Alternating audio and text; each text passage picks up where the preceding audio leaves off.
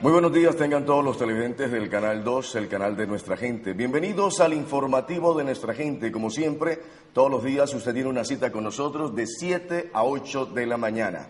Soy Cristian Peñate Bocio, deseándoles un buen amanecer, un buen día y que estén pendientes de toda esta información a través de nuestra página web www.canal2.co www.canal2.co.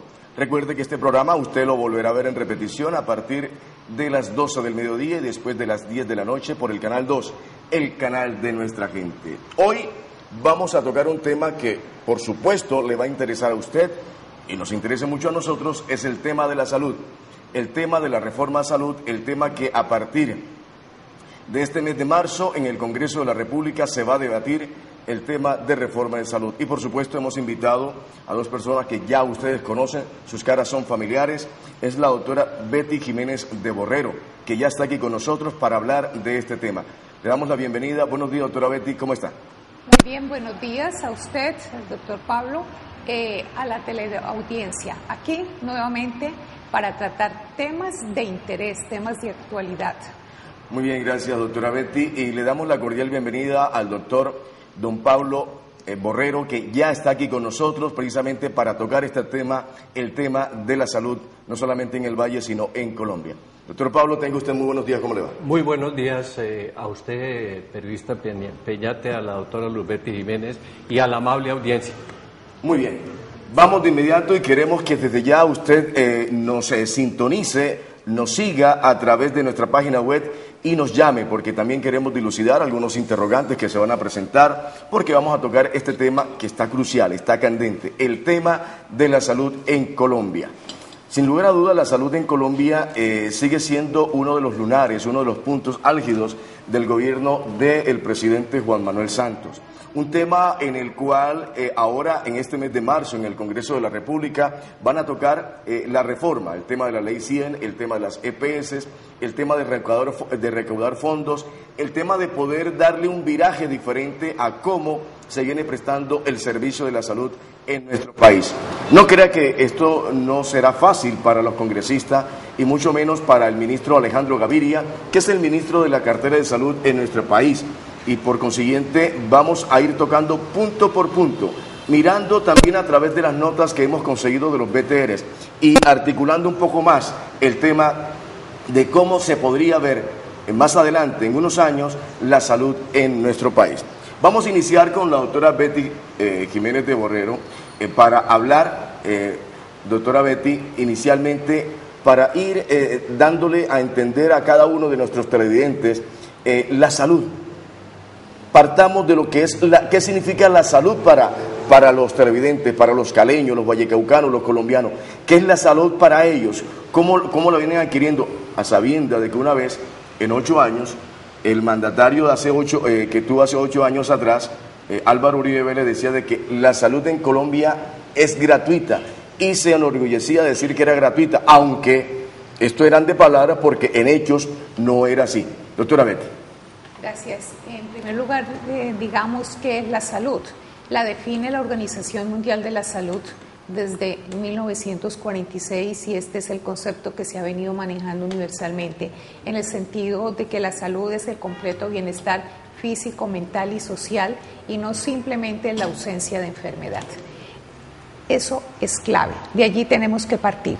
Usted en la presentación que hacía hace unos instantes dijo algo que se plasma en la Ley 100 y que continúa en el proyecto que se va a presentar a consideración del Congreso, y es que la salud se maneja como un servicio público.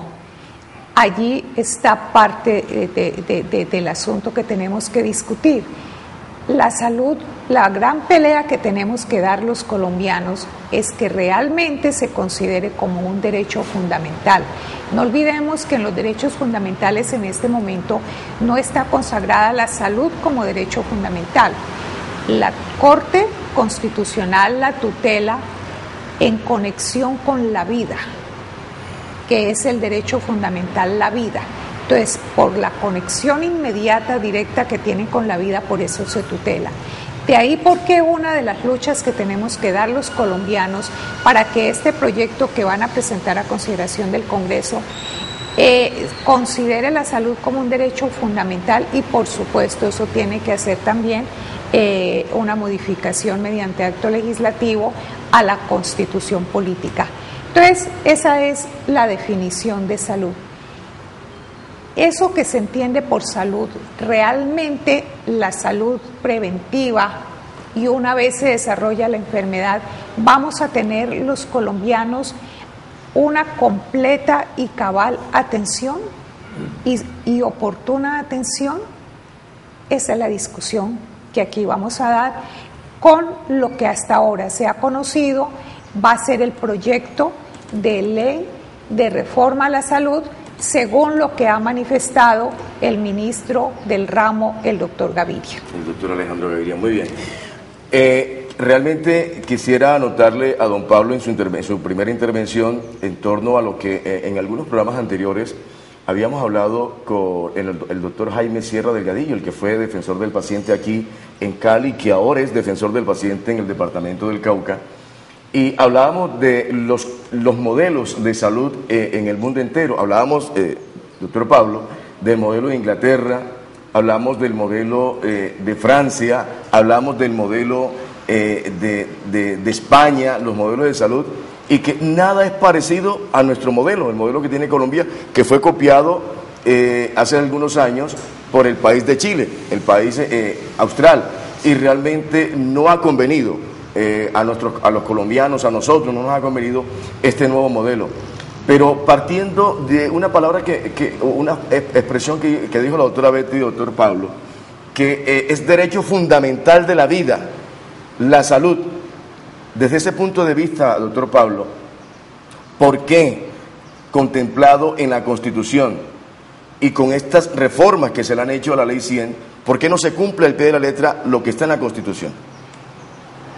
Bueno, en primer lugar hay que decir que efectivamente, aunque la salud hoy es considerado como un derecho fundamental dentro de nuestro ordenamiento jurídico, más que por lo que dice la Constitución, que por lo que ha hecho la Corte Constitucional, una interpretación en el sentido de que la salud en conexión con la vida constituye un derecho fundamental.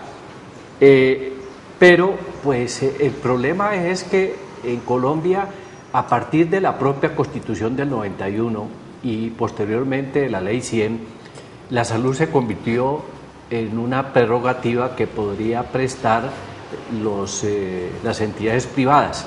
Por este camino, fácilmente la salud se transformó en un negocio particular muy rentable y, desde luego, pues con el transcurso del tiempo hemos visto los resultados de una salud que se presta de muy mala calidad y que se ha convertido pues en un negocio muy rentable.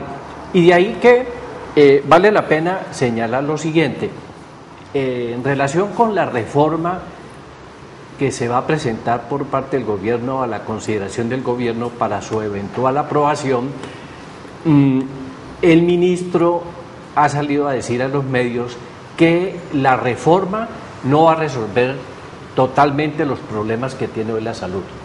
Eso en primer lugar. En segundo lugar, que las famosas EPS, que son las organizaciones o los entes a través de los cuales pues se controla todo lo que tiene que ver con la salud, no van a desaparecer, sino que se van a transformar.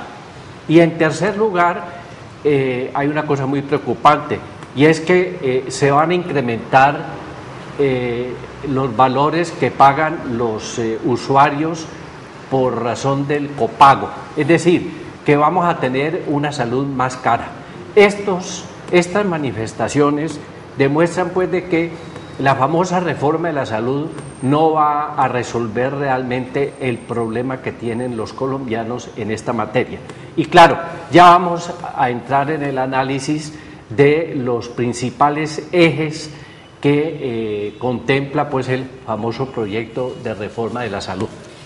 Doctora Betty, como se va a hablar de la salud pública, como el doctor Alejandro Gaviria está proponiendo precisamente al Congreso en esta reforma de salud, y hay algunos ítems que van a manejarse y a discutirse en el Congreso de la República, y como el tema es salud pública, ¿cómo queda, para ir allá introduciéndonos más en el tema, cómo queda el tema del CISBEN dentro de la reforma que se le quiere hacer al tema de la salud? En primer lugar hay que explicar cuáles son los ejes, y ahí vamos viendo cómo va a quedar lo del CISBEN. ¿Cuáles son los ejes que contempla ese proyecto de reforma a la justicia o que a la salud, o que los va a contemplar? En primer lugar, se le quita el manejo de afiliación y de ingresos de recursos económicos a la EPS.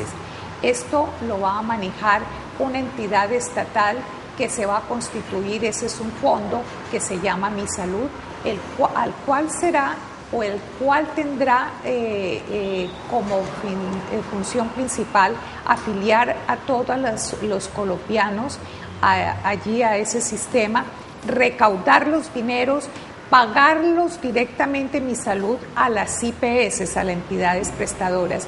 En cuanto a lo del subsidiado, que es lo del CISBEN, allí se contempla la posibilidad de que estos recursos los manejen los departamentos.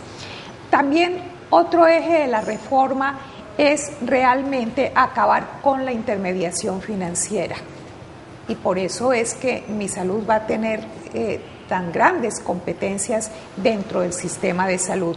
Y otro eje fundamental de esa reforma es el traslado de los dineros de la UPC, que es la unidad por capitación, es decir, lo que el Estado entrega hasta este momento a las CPS y que después va a estar manejándolo Mi Salud. Esa suma de dinero que anualmente entrega el Estado por cada uno de los afiliados colombianos o no colombianos que están dentro del sistema. Entonces, se contempla la posibilidad de trasladar esa suma por capitación a las prepagadas.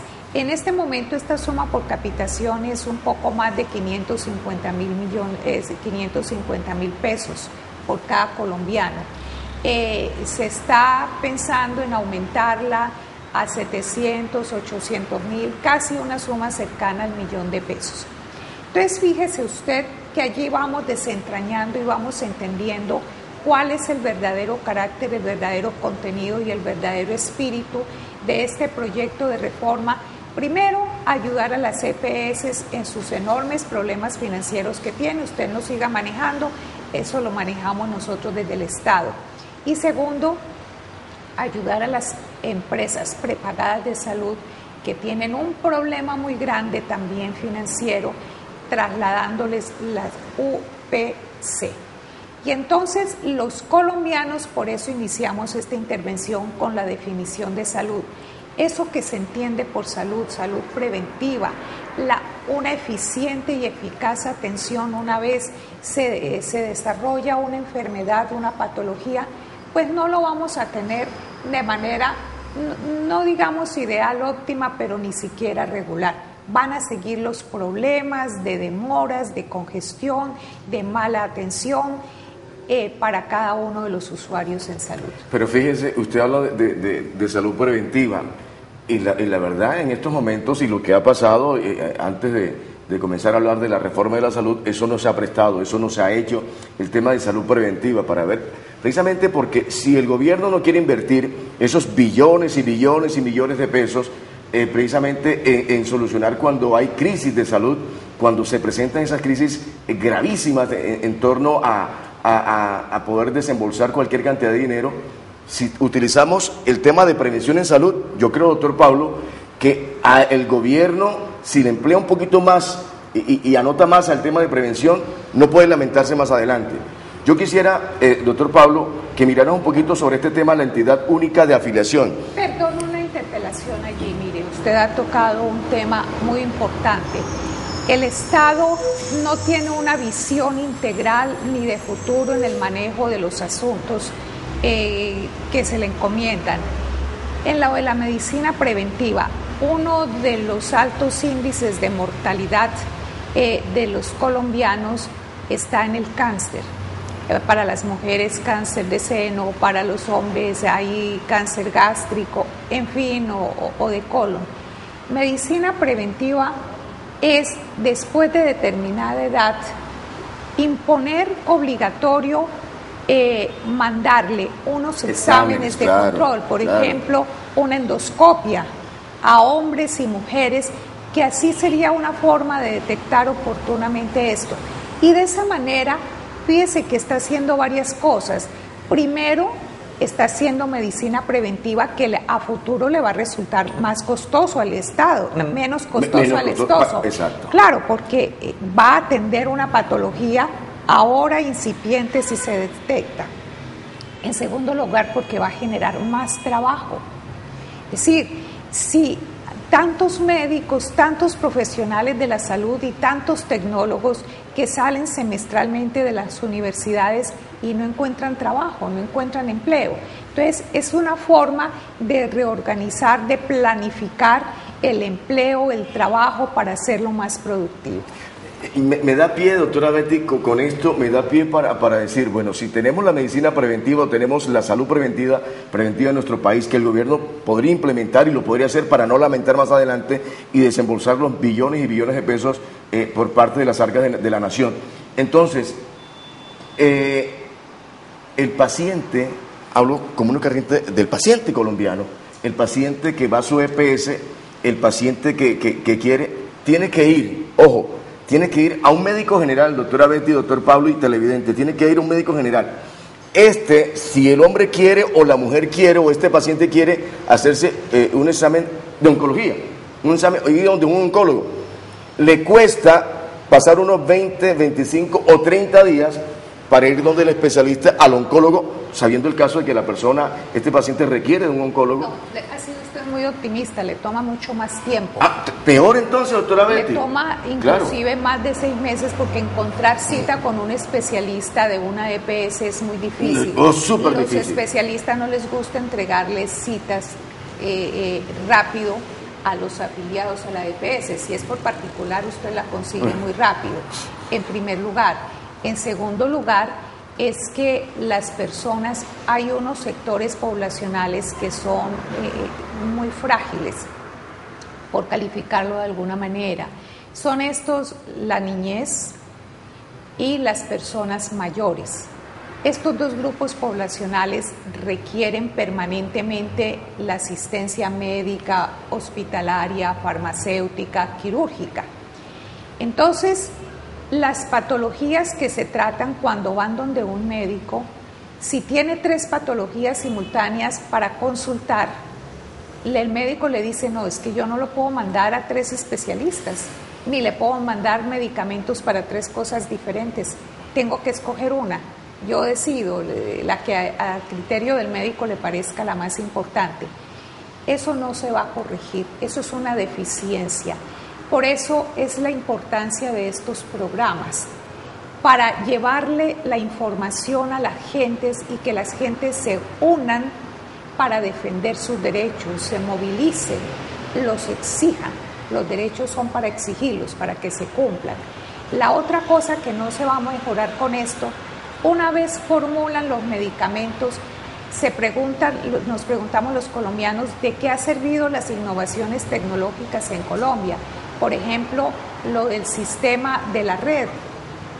En otros países, el médico tratante, sea el general o el especialista, desde su computador, manda la orden a la droguería para que la droguería, la farmacia, le entregue los medicamentos a ese paciente. Más rápido, menos tiempo. Entonces, aquí hay que pasar por una serie de pasos. Sale de donde el médico, tiene que trasladarse a la IPS para que allá le coloquen un sello que le permita ir a la droguería. Luego coger otro bus, desplazarse largos caminos, olvidando que la gente mayor ya no puede caminar, que la mayoría son personas de escasos económicos, a trasladarse a la farmacia y allá le ponen una cantidad de peros, que esto no está en el post, que el nombre quedó mal escrito, que tiene que colocarlo por genérico porque no es el comercial. Una cantidad de pasos que obstaculizan al paciente y que le deterioran más su calidad de vida. Eso no se va a corregir. Y eso es lo que nosotros tenemos que exigir, que la reforma a la salud sea para beneficio de los usuarios y no solamente para solucionarle un problema a las prestadoras de salud y a las de copago, a las de prepago, a las esas prepagadas. Yo realmente no me quiero adelantar a lo que yo pretendo hacer al final de este programa, doctora Betty y doctor Pablo, y es el tema de las asociaciones, de los médicos, de los profesionales del área de la salud, a su juramento que ellos hicieron cuando se graduaron, al compromiso realmente que deben de tener con el habitante colombiano y ante todo ser dolientes de la situación misma que tiene un paciente en este sentido. Entonces, yo ahí quería llegar, pero al final, pero doctor Pablo, con lo que dice la doctora Betty, yo creo que las asociaciones, las universidades, que de ahí donde salen los médicos, tienen que tener un valor preponderante en este tema de la lucha a esta reforma de la salud en el Congreso de la República. Las asociaciones médicas, las universidades que enseñan a los muchachos para ser médicos en un futuro inmediato, todos ellos tienen que conformar un potencial importante para decir, aquí estamos nosotros y vamos a exigir, vamos a valorar, vamos a cuidar, vamos a luchar por la salud de nuestro país. Pero hasta el momento no hemos visto esa agremiación, parece que están escondidas y no sé si en las redes aparecen algunas personas. Yo me acuerdo que en Barranquilla, allá nos visitaba un noticiero que estábamos liderando, un médico que tenía más de 3 amenazas y él iba allá y hablaba de frente, pero era uno, doctor Pablo, era uno, no eran varios, era uno que decía vamos a luchar, vamos a enfrentarnos, vamos a exigir, pero no le seguían. El temor de aquellos estudiantes que están saliendo, doctora Betty, y no tienen ese potencial de estudiar una reforma de la salud porque están pendientes de otras cosas y no ven realmente la realidad física que está pasando en nuestro país, doctor Pablo. Sí, claro, todo esto confluye en un solo problema, es decir, la salud en Colombia está atravesando por una situación de crisis y desde luego esa crisis está ligada con el hecho indiscutible de que la salud en Colombia se convirtió en un negocio. Y claro, cuando eso sucede, pues la prestación de este servicio pues no se hace dentro de los parámetros y con el rigor médico, quirúrgico, farmacéutico que debe ser, y además teniendo en cuenta todos esos aspectos que se han señalado aquí de la medicina preventiva y de los procedimientos a seguir para hacer más accesible y asequible pues la prestación del servicio de salud a los afiliados. Pero permítame, yo quiero volver otra vez al análisis de los ejes del proyecto de reforma, porque uno de los aspectos preocupantes es el que tiene que ver con el problema de la intermediación. ¿Qué es lo que sucede? El Estado le entregaba a las EPS los recursos económicos de la salud y la EPS debería utilizar esos recursos para pagarle a las IPS, es decir, a las clínicas, a los hospitales, que son las prestadoras de los servicios públicos. En este caso, ¿qué era lo que sucedía? Pues que las EPS, como Saludcop, por ejemplo, ¿no? Recibía ingentes recursos del Estado y los invertía en construcción de clínicas de su propiedad, ¿no? O en otros menesteres que no tenían nada que ver con la salud. Por ese camino se despilfarraban los recursos, no se utilizaban adecuada y oportunamente, y entonces habían una serie de problemas en ese proceso de intermediación, porque finalmente los hospitales y las clínicas, ¿qué era lo que pasaba? Pues que no recibían oportunamente los dineros para su funcionamiento, y entonces había una constante queja entre las IPS y las EPS por ese concepto, y eso repercutía en una mala calidad del servicio de salud, porque finalmente la IPS decía, no, es que no nos han pagado y por tanto no hemos podido contratar a los especialistas y no podemos atenderlo, y entonces el paciente que iba a la clínica o al hospital lo remitían a la EPS y la EPS volvía y lo remitía a la clínica o al hospital, y se volvía eso un juego, el famoso juego de la muerte. Paseo de la muerte. El famoso paseo de la muerte. Eso sucedía pues con las clínicas y hospitales privadas, e incluso con los hospitales públicos, porque a veces los hospitales públicos pues prestaban servicios que contrataban las EPS, pero nunca recibían, ¿no?, los recursos necesarios para atender a los pacientes. Entonces, el objetivo de la reforma es acabar con la intermediación, y por eso ahora se ha creado un fondo único estatal para manejar esos recursos, para hacer la afiliación y para pagarle a los hospitales y a las clínicas, que son las prestadoras, ¿no?, los servicios que presten a los pacientes. Le intervengo un ratico, doctor Pablo. ¿Ese fondo único va a eliminar las EPS? No. Ya vamos para allá, pero déjeme terminar este punto que me parece que es fundamental. Entonces, aparentemente se va a acabar con la intermediación que tenían o que tienen hasta este momento las EPS, que son las que manejan los recursos. Ahora esos recursos van a ser manejados por una entidad estatal. Ahora, yo me temo que de todas maneras, aunque esto es un avance, es importante que el Estado recupere la soberanía en el manejo de los recursos y que haga los pagos. De todas maneras, con un Estado un tanto burocrático y formalista, ¿no?, y lleno de procedimientos, no vaya a ser que, a pesar de que los recursos van a estar manejados por el Estado, no lleguen oportunamente a las clínicas y a los hospitales privados y estatales para la atención de los servicios. Ahora, en relación con lo que usted me pregunta, efectivamente, las EPS se van a transformar, se van a reformar.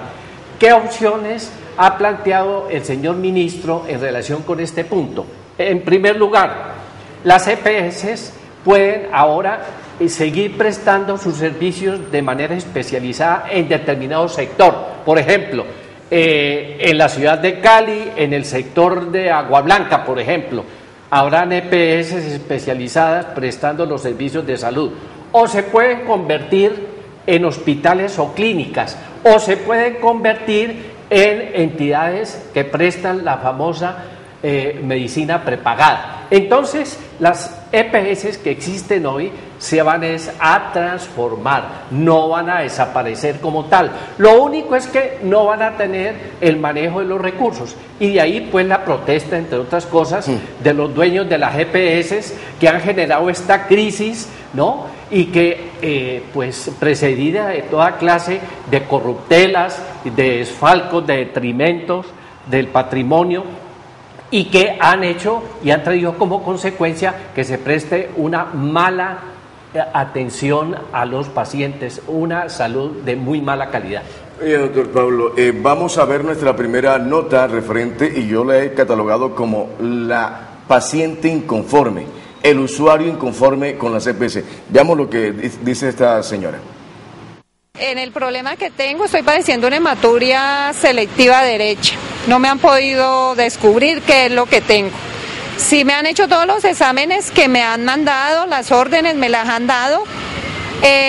La última orden me tocó colocar una tutela porque se me estaban demorando y quedé ahí sigo esperando y esperando, porque tampoco me pudieron hacer el procedimiento, porque según cuentas no me iba a servir.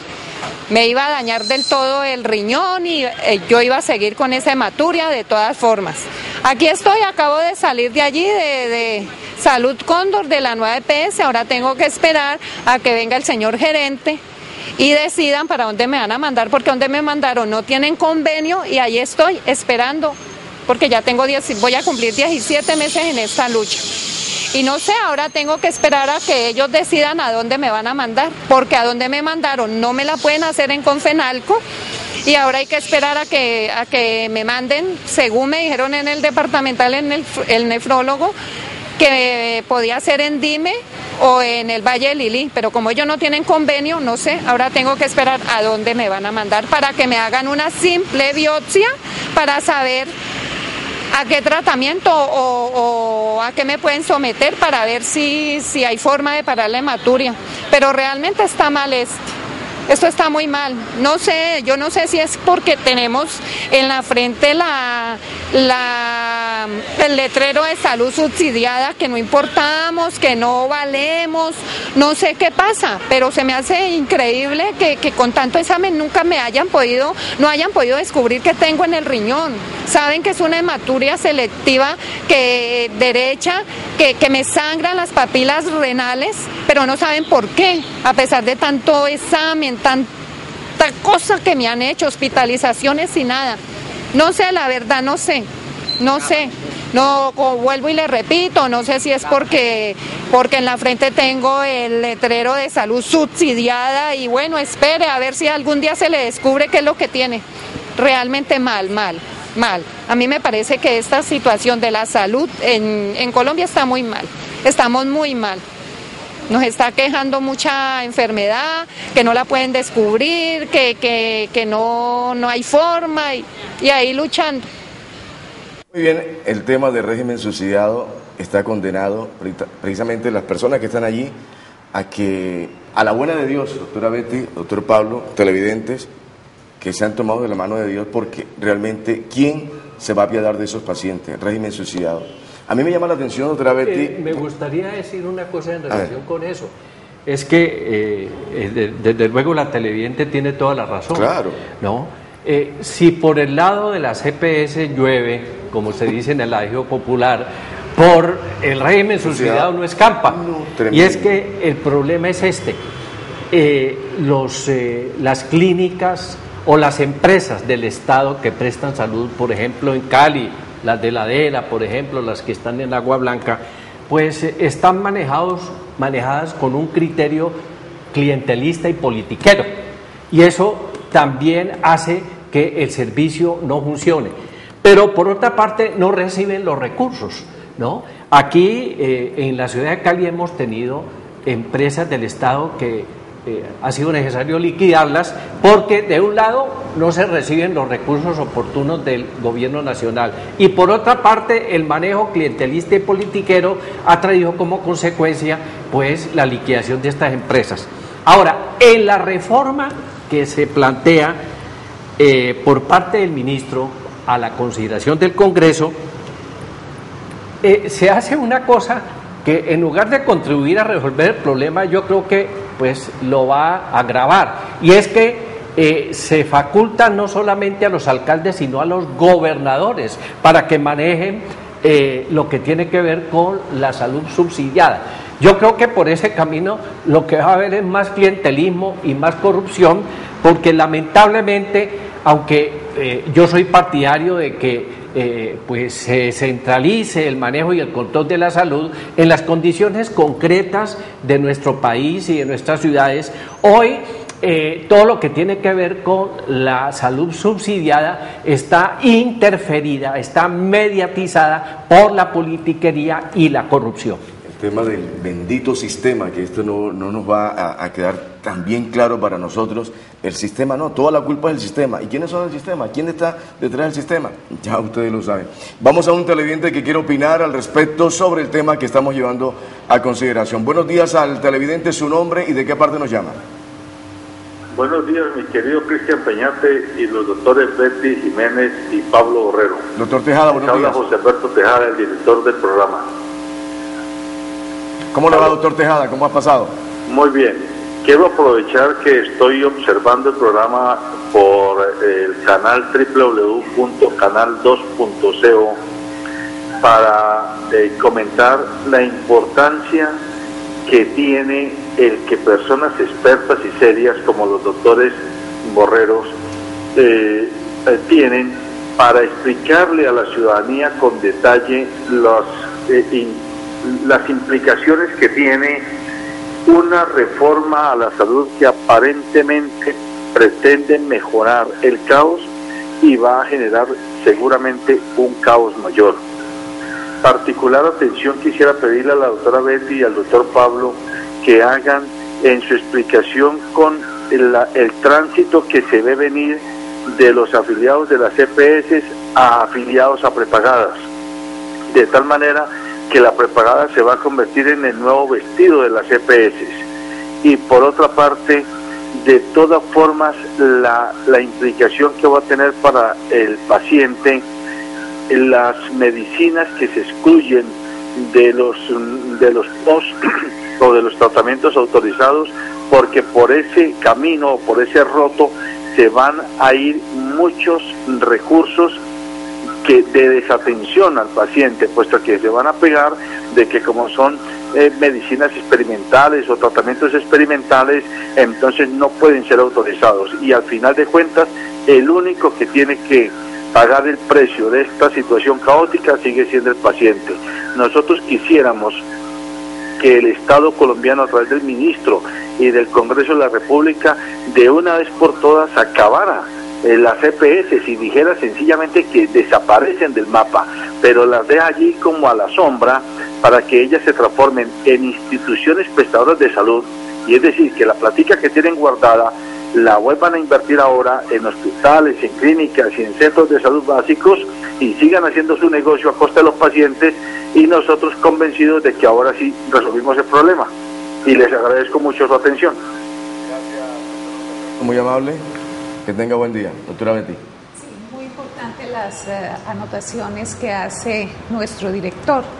En primer lugar, como él bien lo anota, es cierto, uno de los ejes de este proyecto, de lo que va a ser este proyecto de reforma a la salud, tiene que ver en primer lugar con eso que dijimos hace un rato, de las posibilidades que se le van a dar a las prepagadas, empresas de medicina prepagada, para que solucionen sus problemas, que los tienen muchos en el aspecto financiero, permitiendo que el afiliado a una EPS que también simultáneamente tiene medicina prepagada traslade los recursos que el Estado le asigna por unidad por capitación, que es lo que se conoce como OPC, a esa entidad de medicina prepagada.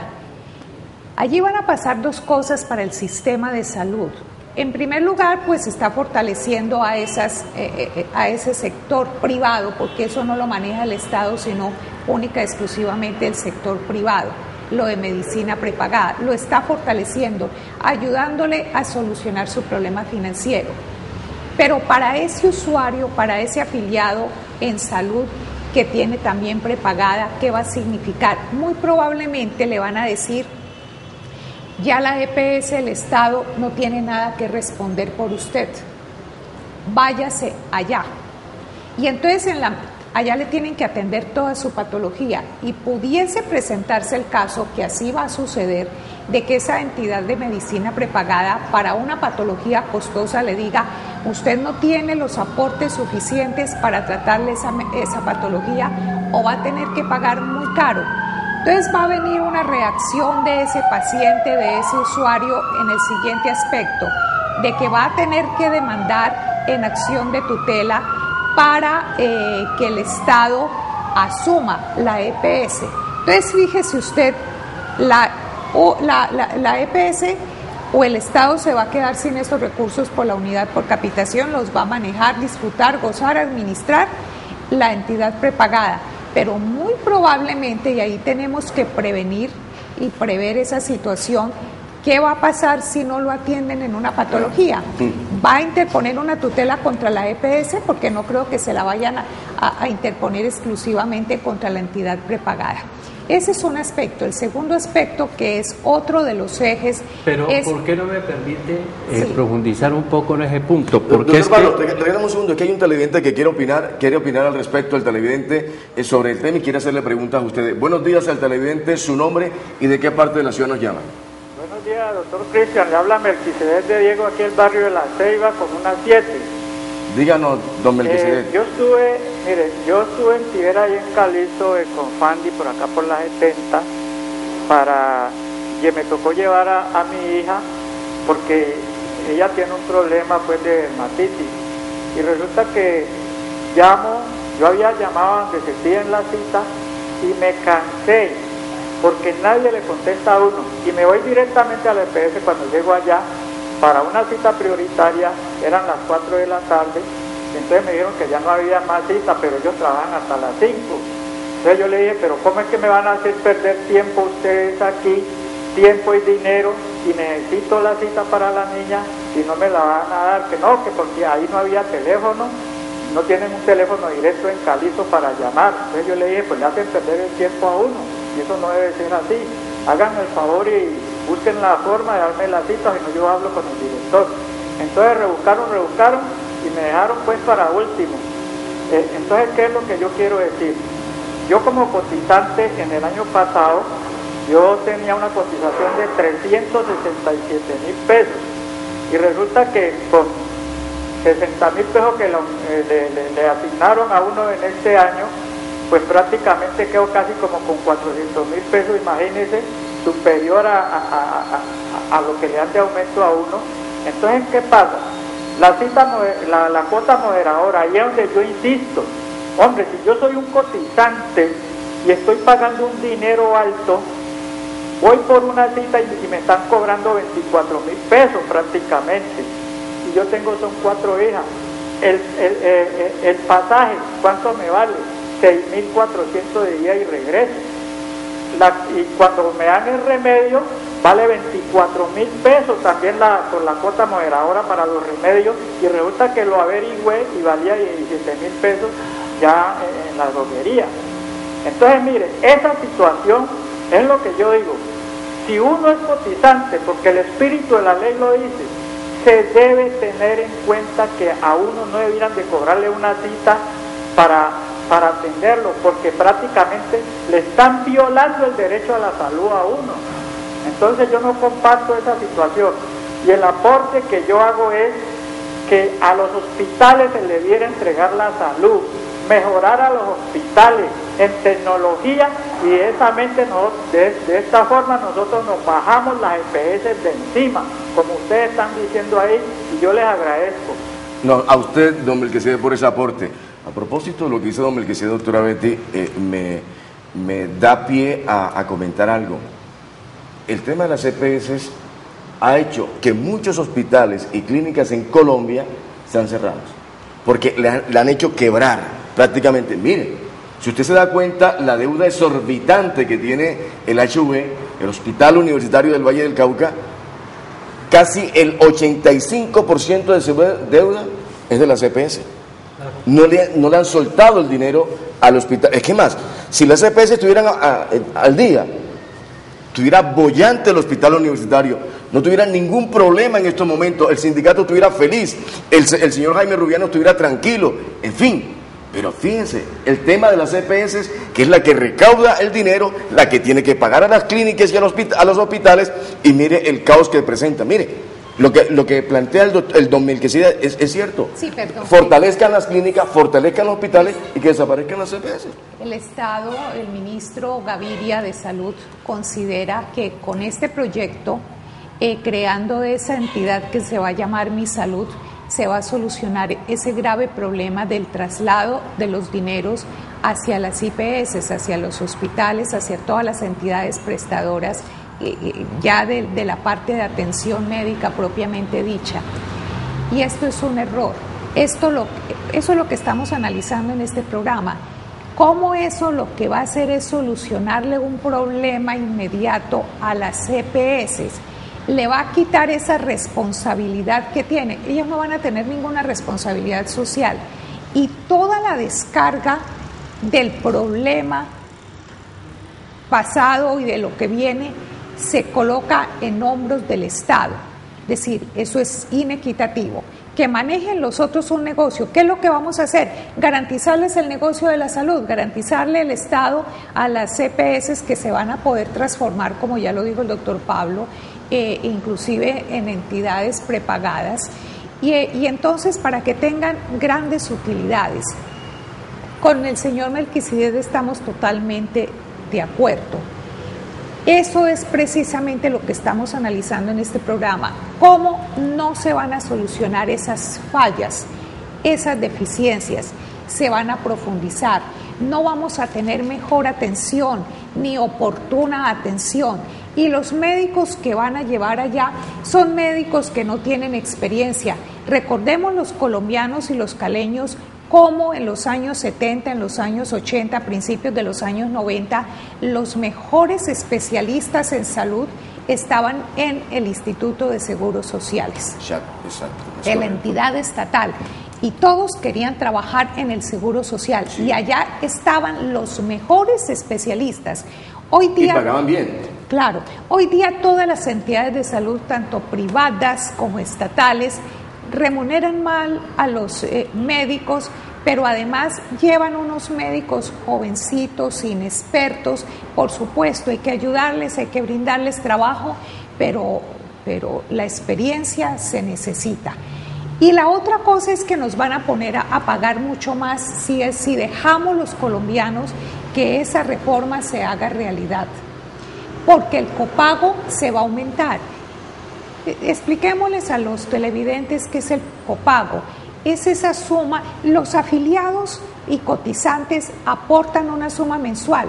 En el caso del señor Melquisedec, en el año más de 400,000 pesos. Exacto. Para el caso de él. Es lo que los aportes, las cotizaciones que mensualmente los cotizantes hacen a salud, que es el 12% de sus ingresos, bien sea ingresos pensionales o bien sea ingresos laborales como asalariado o como trabajador independiente.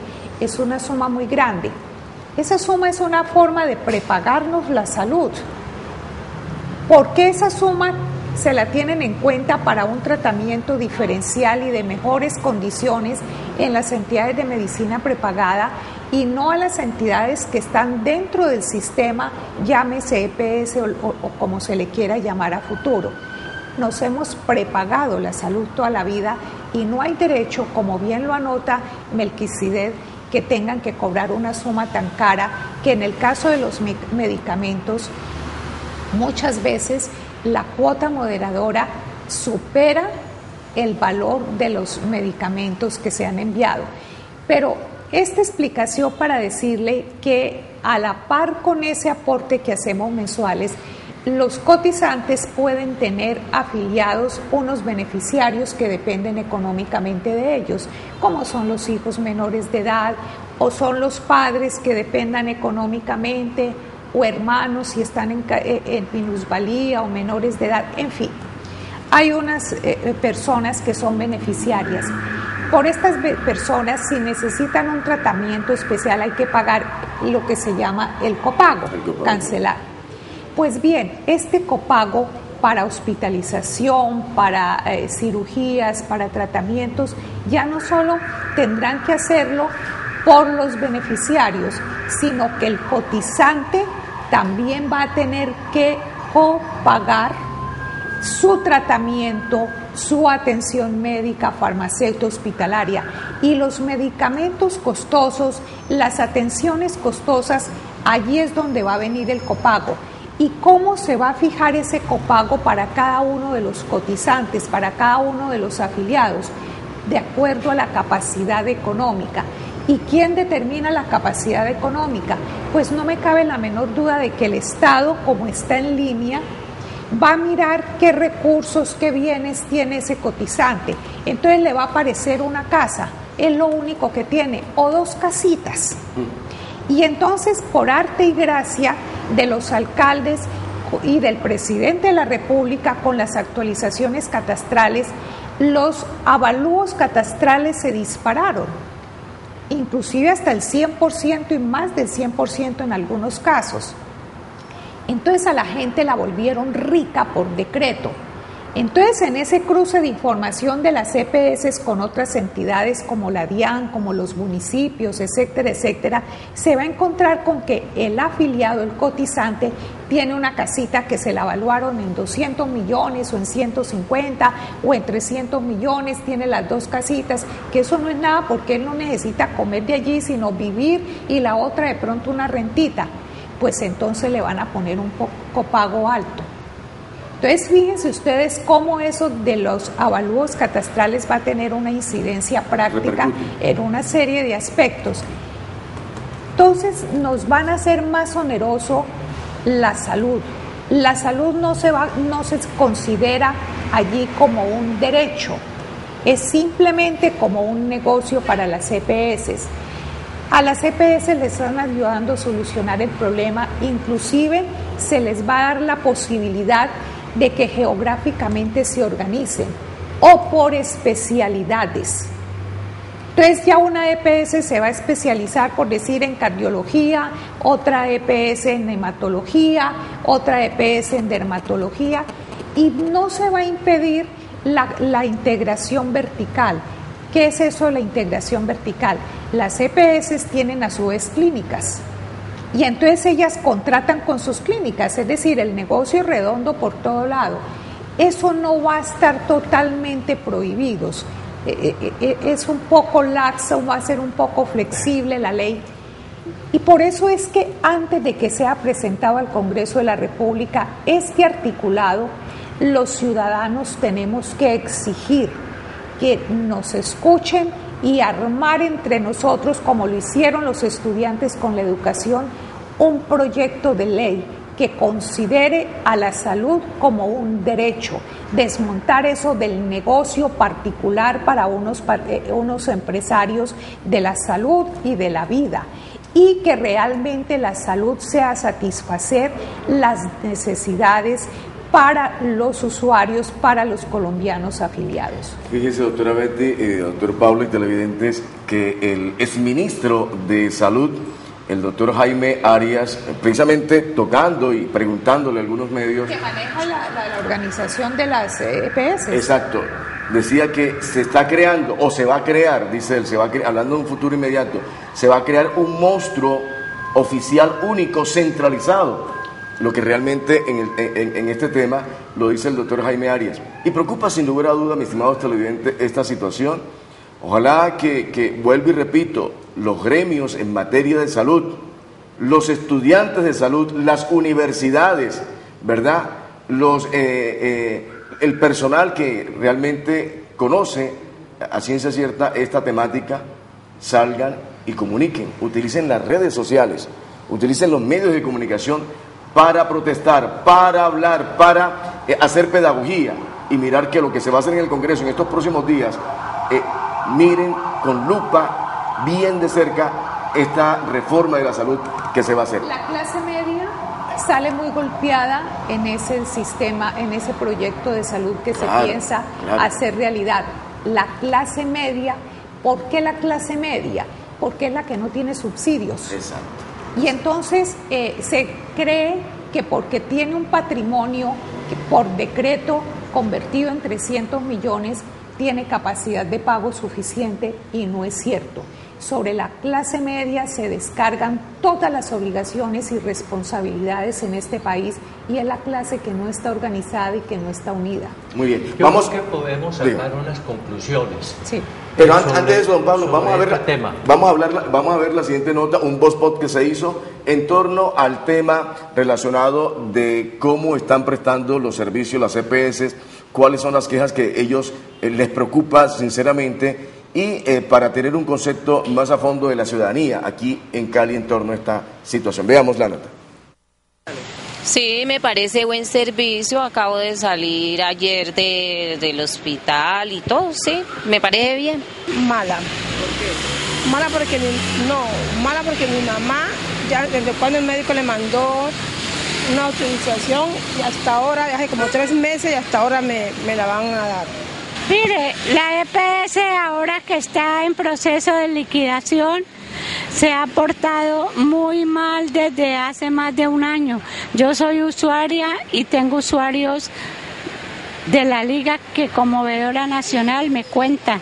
Aquí una vez que vine encontré una cosa monstruosa, pico y placa para los niños. Eso es horrible porque un niño se puede enfermar lunes y tenía que esperar a viernes que le tocara el pico y placa. No hay nada de atención, de amor al enfermo. Horrible esta EPS, horrible. Confandi ha mejorado bastante el servicio y todo, muy excelente para que la nueva adquisición en la 70 con Simón Bolívar es muy bueno. Buena, excelente, buena atención, muy buenos servicios, lo atienden bien a uno, muy descongestionado. Ha mejorado mucho Confandi en ese sentido. Mucha congestión, eso tienen que organizar eso porque es que uno viene y estéreo, vaya para ahí, exámenes para acá, ya no lo atienden rápido a uno. Entonces, desgraciadamente uno está como con la vaina eso de salud social y no de ser mejor atendido. De todas maneras, yo le agradezco la invitación y ojalá hagan algo por la EPS. En estos momentos pues tengo a mi padre enfermo postrado en cama prácticamente, o sea, esta EPS ha salido sinceramente muy mala, una atención muy mala porque es que no le brindan toda la atención al usuario. Entonces, de por sí siempre toda la gente se queja y hay veces mucho atropello contra la población civil. Es una situación difícil y si uno coloca el micrófono y las cámaras en las calles, en cualquiera de las calles de la ciudad de Cali y del departamento del Valle, va a encontrar estos testimonios, todos negativos, todos de protesta, dolientes sobre esta situación y la verdad que preocupa sinceramente. Fíjense, doctor Pablo, lo que dice esta señora, están aplicando el pico y placa a los niños. ¿Cómo es posible? Da vergüenza y la verdad da grima ver que esto esté ocurriendo aquí en Cali. Que los niños tengan que hacer el sistema de pico y placa para poder ser atendidos. Bueno, yo creo que podríamos sacar algunas conclusiones en relación con pues, el contenido de este proyecto. A mí me parece que pues, con el proyecto lo que se trata fundamentalmente es de paliar la situación de crisis que vive la salud y concretamente pues, la que nos está presentando en este momento pues, el gobierno y las EPS. Aquí se trata pues de ayudarle a las EPS a salir del estado de crisis en que se encuentra a raíz de todos los escándalos, a raíz de todos los problemas que se ha generado con la mala calidad en la prestación del servicio de salud, tal como decía el televidente. En segundo lugar, yo creo que el objetivo del proyecto, que era acabar con la intermediación, es decir, hacer que no sean las EPS las que manejan los recursos, hacen las afiliaciones y los pagos a las clínicas y hospitales, eso pase al Estado. Pero yo veo una cosa, que como quiera que las EPS no van a desaparecer, sino que se van a transformar y pueden convertirse en entidades prestadoras de servicios prepagados en materia de medicina, pues es a través de estas instituciones que se va a hacer la intermediación. ¿Por qué? Porque el Estado les va a entregar unos aportes a esas famosas IPS, ¿no? A través de las cuales se disfrazan las antiguas EPS. Y claro está, esos recursos los va a manejar directamente pues las nuevas EPS, digámoslo así, transformadas en IPS, hospitales y clínicas. De modo que la intermediación no se va a acabar. Por otra parte, hay que señalar de todas maneras que la salud sigue siendo un negocio que básicamente lo van a prestar los particulares. De ahí que la solución sea no simplemente decir que la salud es un derecho fundamental, sino que hay que volver otra vez a plantearse el problema de que la salud como derecho fundamental y como servicio público tiene que estar a cargo del Estado. con un control popular que permita que se garantice la calidad de los servicios públicos. Finalmente quiero decirle esto, mire, con toda razón el doctor Tejada hacía hincapié en la cosa de aquella medicina que no es accesible a la gente porque está porque en un momento dado está en experimentación, pero que de todas maneras se aplica de alguna manera, pero es muy costosa. Efectivamente, se va a hacer una lista para incluir en esa lista lo que hoy se denomina los medicamentos no POS, es decir, aquellos medicamentos que son muy costosos y que no pueden ser sufragados fácilmente por los cotizantes. Entonces, ¿qué es lo que va a pasar? Pues que de esa lista se van a excluir obviamente una serie de medicamentos y procedimientos de aquellos que tienen que ver con la medicina experimental o la gran medicina de alto costo que solamente la pueden pagar sectores privilegiados. La gente seguirá con el ibuprofeno, seguirá con el diclofenaco, seguirán con los procedimientos comunes y corrientes, pero las enfermedades catastróficas y las nuevas enfermedades que pueden ser tratadas con procedimientos de medicamentos modernos pues van a ser inaccesibles para los usuarios. Gracias, doctor Pablo, gracias, doctora Betty, muy amable por estar aquí con nosotros y a ustedes muy amable. Queremos decirle que la dirección de este programa es del doctor José Alberto Tejada y vamos a estar pendiente de cada resultado, de cada diálogo, de cada reforma que se va a hacer en el Congreso de la República para ir haciendo esta pedagogía para que ustedes se den cuenta, mis estimados televidentes, de la situación en el tema de la reforma de la salud. Dios permita que esto tenga unos argumentos sólidos, muy buenos y beneficiosos para el pueblo colombiano. Muy amable por estar con cada uno de nosotros. La invitación para mañana, nuevamente a las 7 en punto, en el canal 12, el canal de Nuestra Gente, para otro tema, en el informativo de Nuestra Gente. Dios les bendiga. Feliz día.